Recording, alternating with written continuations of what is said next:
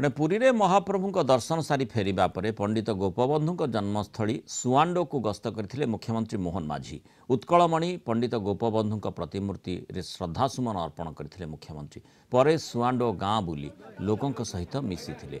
ग्रामवासी सहित कथबार्ता बेले संकल्प पत्र दिया जाइथिबा प्रतिश्रुति प्रधानमंत्री मोदी ग्यारंटी बोली से कहते एसबू खूब शीघ्र पूरण हेब।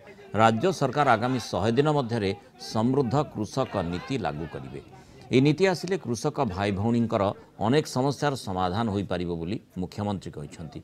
गस्त समय उपमुख्यमंत्री कनकवर्धन सिंहदेव, उपमुख्यमंत्री प्रभाती परिडा, सांसद और विधायक माने मध्य उपस्थित थिले।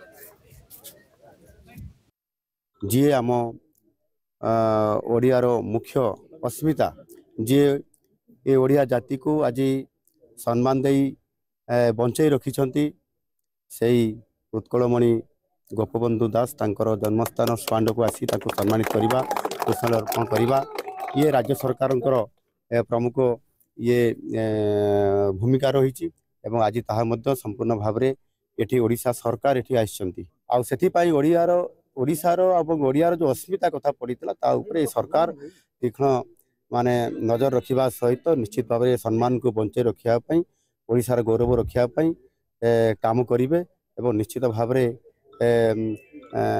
ओडिया को भारत वर्ष रे सबुठारु आगुआ करने सरकार प्रतिश्रुतिबद्ध।